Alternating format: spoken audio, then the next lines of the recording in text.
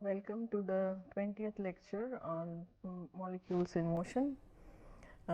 We have discussed this number of things previously about strong electrolyte, weak electrolytes, and then we had moved on to discussing the mobilities of ion. In the last class, we had just begun. What we were talking about is when you have a charged particles, what we are interested in looking into is the interpretation of transfer of transport of charge, and these charges are carried by the ions in solution, which is an electrolyte. When you have supplied electricity across the two electrodes, which is dipped into the electrolyte solution. So, what happens is we interpret the transfer in terms of, as we have discussed previously, in terms of the amount of charge which is carried and on the speed at which the charge is carried. The speed at which it is carried means we talk about the movement of the ions or the mobility of the ions. In the last class, what we talked about was the drift speed. The drift speed is the speed which the ions are going to acquire, the ultimate speed when the forces on the ions are balanced. What are the forces which are acting on the ions? One is the accelerating force and another is a retarding force. And when these two forces balance, then we apply the Stokes law and derive an expression for the terminal speed or the uniform speed which the particles or ions are going to move with. So, the accelerating force is what? It is the force which is experienced by the charged particles on application of an electric field, and this electric field is nothing but the potential gradient d phi by L.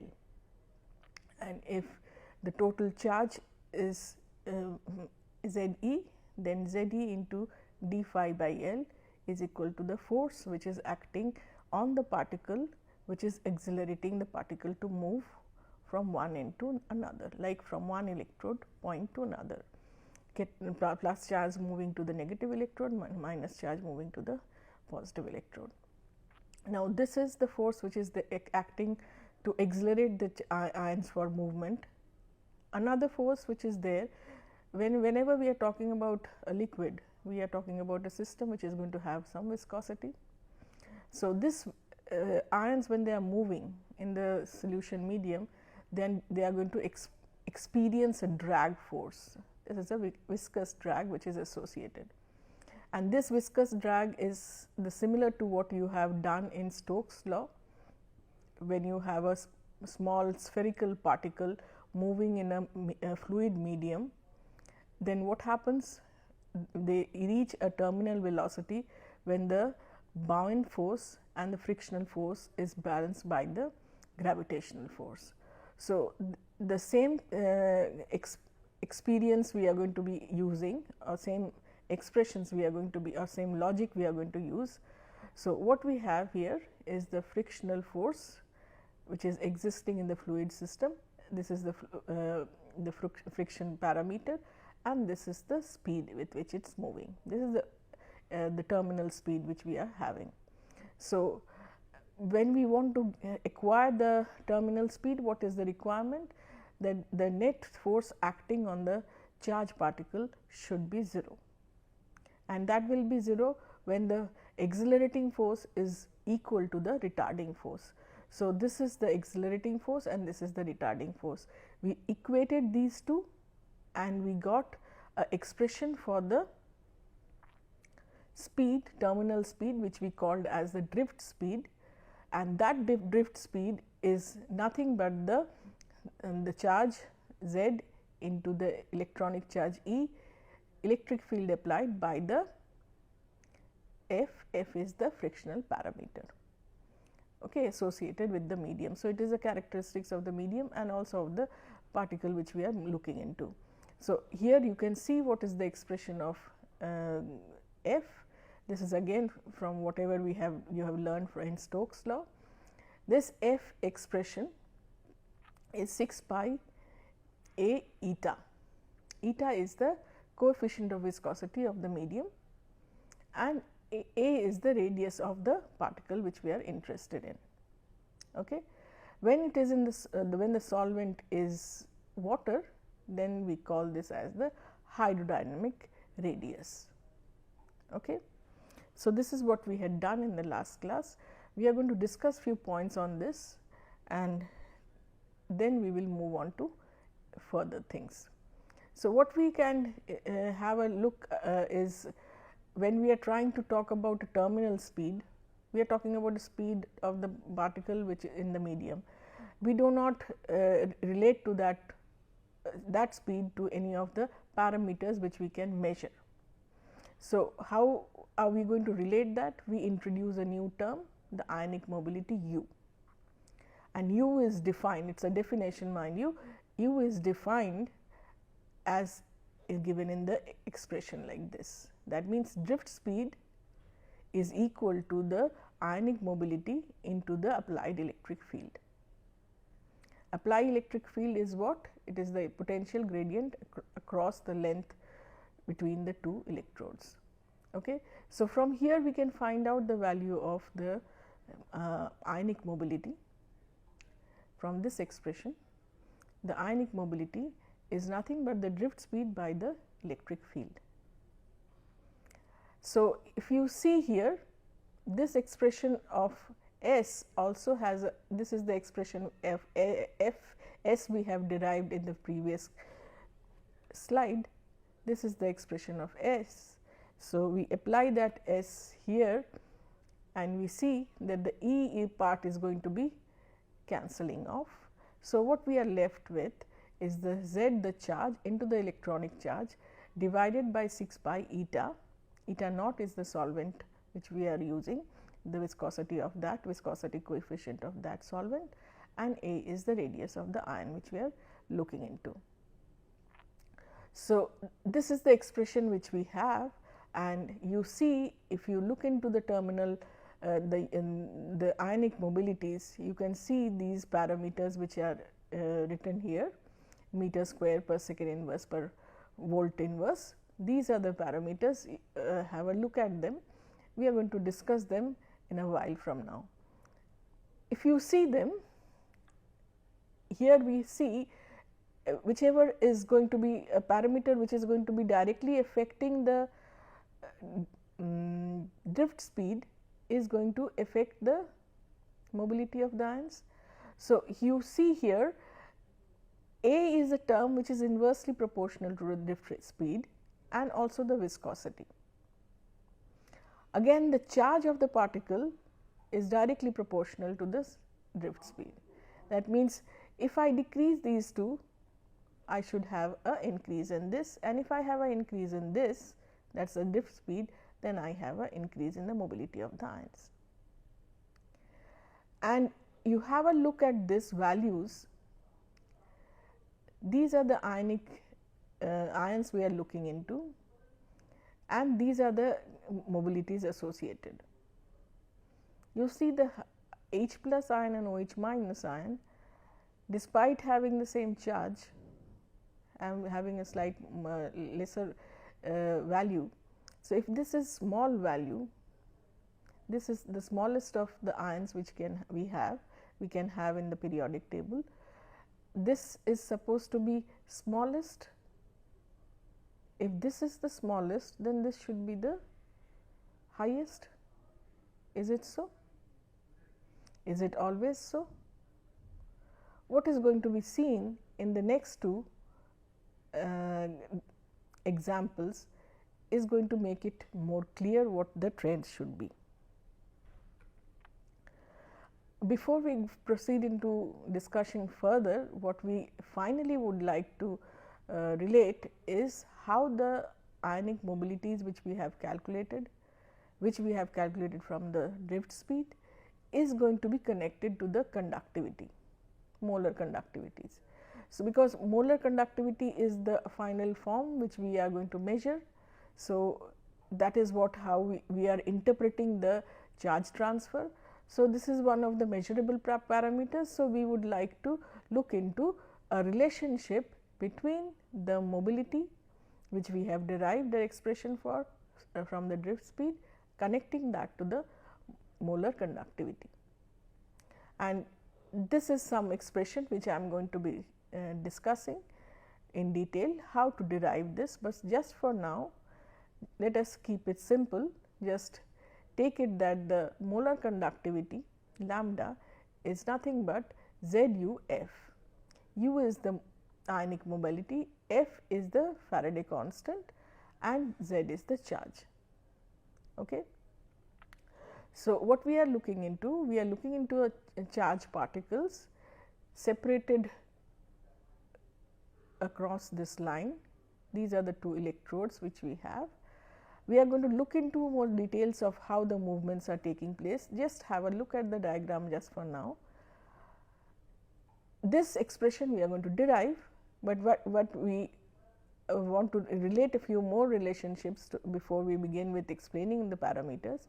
So, what we have the relation between the ionic mobility as well as the molar conductivity. If for a system, if we apply for a system where we have infinite dilution, then what happens? Then we can say the molar conductivity approaches the limiting value, that is the molar conductivity at infinite dilution, which is signified by a naught. So, according to Colorausch's law of independent migration of ions, we have already seen before that it is defined as when at infinite dilution the limiting value of the molar conductivity is nothing but the conductivity of individual ions, the cation and the anion at the limiting state. This is also the limiting value of the ionic conductivity of the cation, and this is the limiting value of the ionic mobility of the anion. And these are the parameters which is obtained from the formula unit of the electrolyte system which we are dealing with. So, if you use this definition, if you apply these Colorausch's law in your definition which we have right now, we have not proved how we have got that, but we have taken this is the expression for the molar conductivity.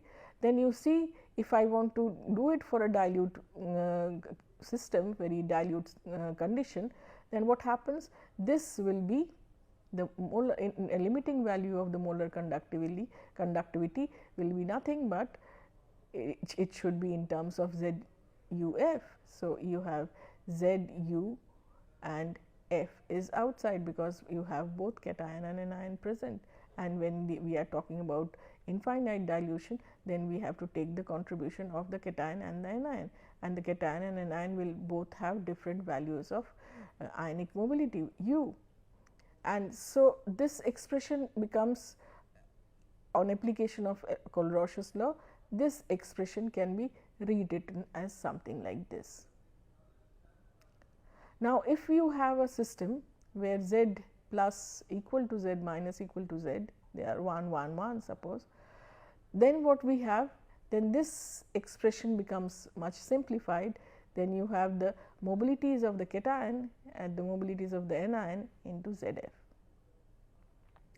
So, these are expressions which we usually apply when we are doing numericals, and these are things which make your problem solving easier. So, taking this in keeping this in mind, we are going to discuss few things and then finally come to the derivation of the relation between ionic mobility U and the molar conductivity. So, what we have here, we would like to express whatever data we have, whatever interpretations we have is from some measurement. Okay. So, for measurement we need some instrument. So, which is the instrument which is most readily available to understand the mobilities of ions is a conductometer. So, that means molar conductivity is a parameter which is the most easily measurable for an electrolyte system. So, whatever interpretations we have, we will try to bring it down to the molar conductivity units. So, what we have previously generated is the ionic mobility. We have a definition. We have also without deriving, we have taken the expression of the molar conductivity being equal to Z into the, there is a charge, U the ionic mobility into the Faraday constant. So, I have two expressions here. Here I have U, I have U here. So, I now combine these two. I can put the value of U in this expression and get a value of U in terms of the lambda. Lambda is what we are looking into. So, lambda, new expression of lambda can be obtained when we substitute U for the things we know from the previous derivations or previous expressions we have. So, ZUF can be now replaced by S by U, S by E is the ionic mobility. So, you substitute S by E and then you multiply it by F, and if you put the value of S here, in the previous expressions we have derived what is the expression for S. So, put the expression of S, then what you see is you can now relate the molar conductivity with the expressions of some terms which you are already dealing with. Only thing is, here now you see Z, you have a Z here, you have a Z here. So, the Z becomes square, you have E from this expression of S, and then you have the denominator coming from the expression of S. Okay. Now, what we have here is a function which we can relate to and try to explain the observations for an electrolyte system. As the drift speed governs the charge transport, because that is the speed with which the charge is transported, that therefore, any parameter that affects this drift speed will affect eventually the conductivity of the electrolyte. Because you see, the drift speed is directly proportional to U and U is directly proportional to the lambda. So, molar conductivity is expected to decrease with increasing in the solvent viscosity. That is obvious from the expression which we have. Okay.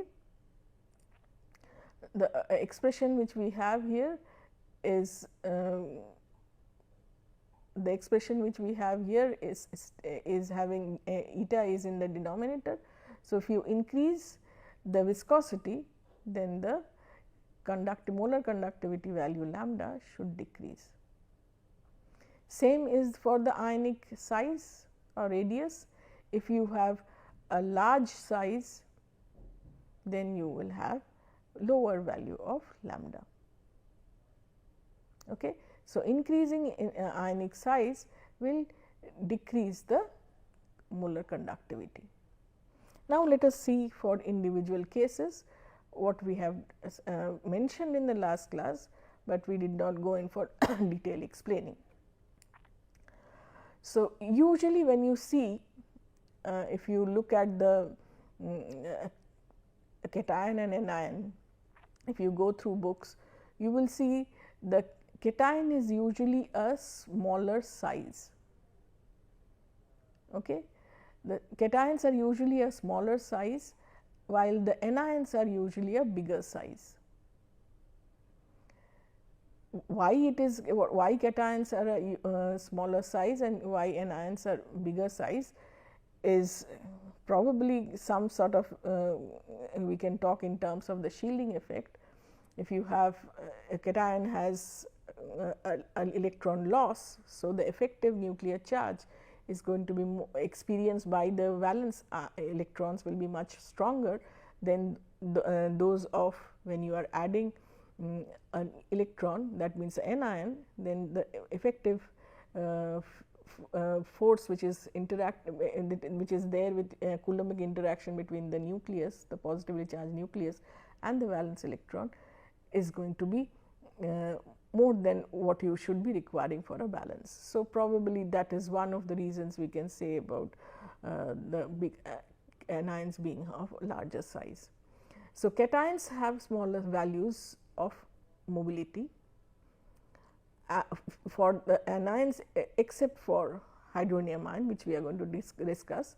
So, the cations have smaller values of U, that means mobility, than for the anions. This indicates the cations are more hydrated than anions. If you see the expression, please keep the expression in mind. This is supposed to be smaller, in a cation is smaller. So, this should be higher, right. And what we are saying here? We are saying the cation has a lower mobility. Why should it have a lower mobility? For the same system, if I have water as the solvent, why should a cation have lower mobility if the sizes are smaller? This indicates that what the size we are talking about, since the size of a ion is very difficult to define, or any atom it is very difficult to define, because we are assuming them to be spherical hard balls, but in reality they do not have a fixed boundary, right. So, it is when we are talking about a cation, we are talking about a positive charge surrounded by a solvent molecules. Okay.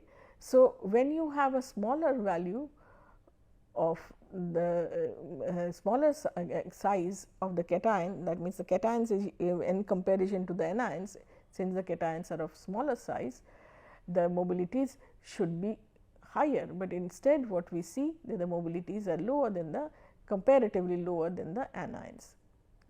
Okay. Of the same charge, I am talking about 1 minus and 1 plus.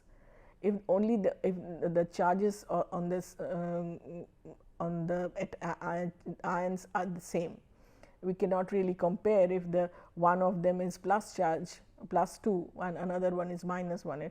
It does not make sense to compare. Then you need to look into other parameters when we are comparing. When we are comparing, we are a cation and anion, we are by default talking about having the same charge -1 -1 +1 -2 +2. So, cations with having smaller size, smaller mobility, in spite of having a smaller size, indicates that cations are more hydrated, that they get solvated more than the anions. Small size of the cation produce more intense electric field around it, and therefore hold the water molecules more tightly than that the anions. Okay. So, whatever we have talked about in Stokes' law is not able to explain.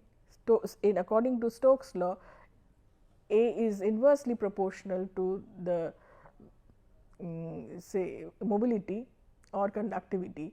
Here we cannot say the same is applied, only because we are not talking about the radius of the ions, but we are talking about the radius of the hydrated ions.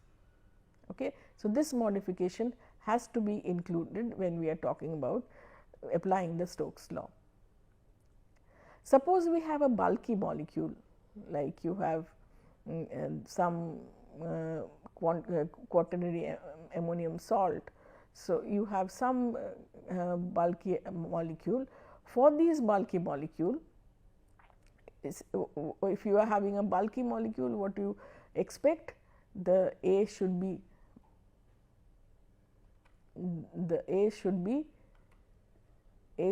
larger. So, the conductivity should be lower, right, and that is true. Whatever we have applied, or whatever hypothesis which we have derived for Stokes using the Stokes law is valid if we are dealing with really bulky ions.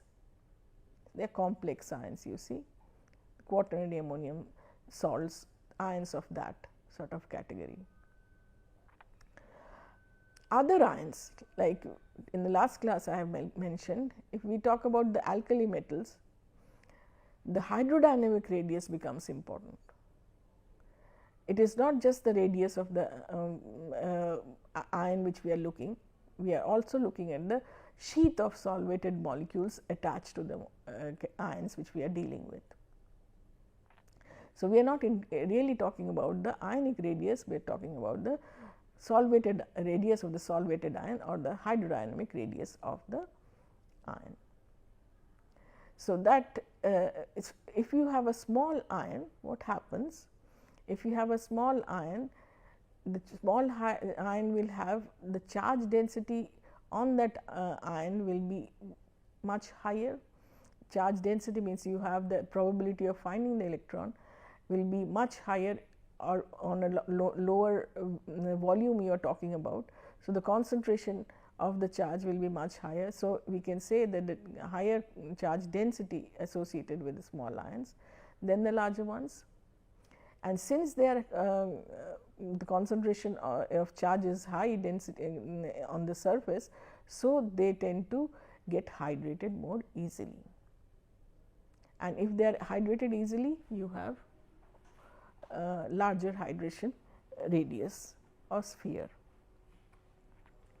So, one of the paradox which we have here is we are going to talk about two paradoxes, one about the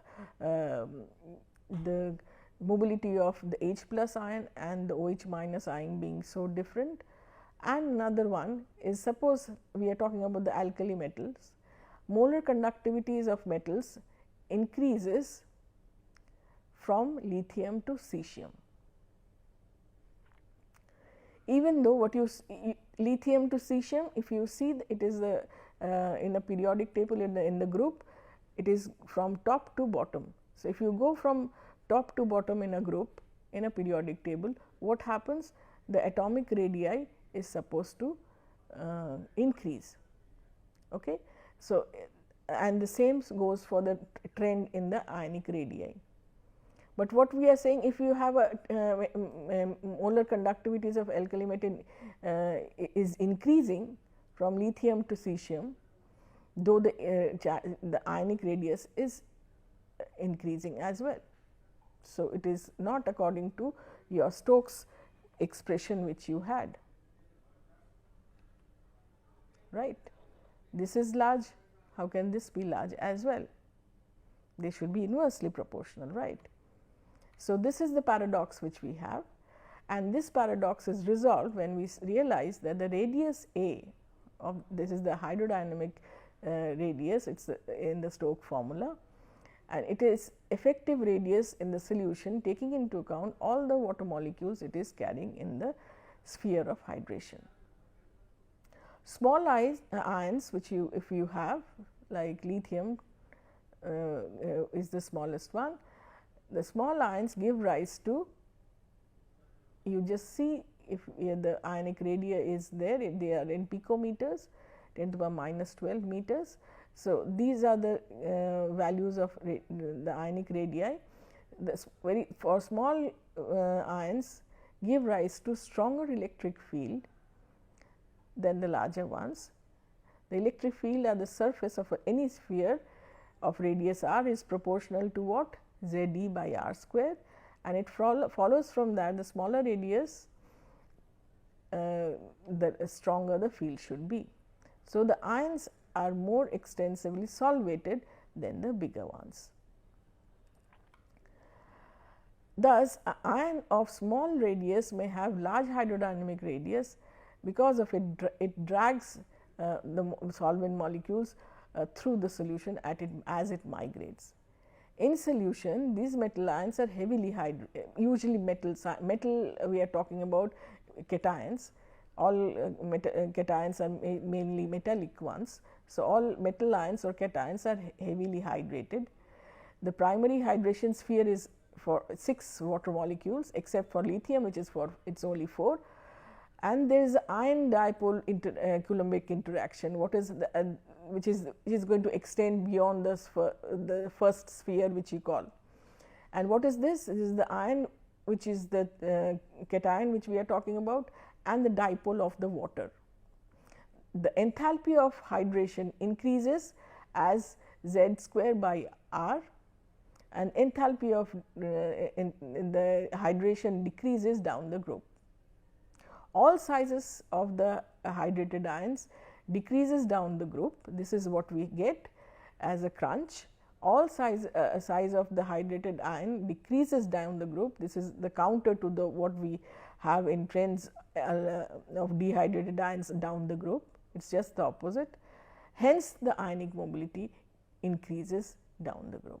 So, this is the paradox which we have. There are 2 exceptions which we have seen, is NH plus ion in liquid ammonia and very high conductivity of H plus ion and OH minus ion. If you look into this, if you go into the comparisons I have given before, you see they are much higher, and we will try to explain in the next lecture why is it so. Thank you so much.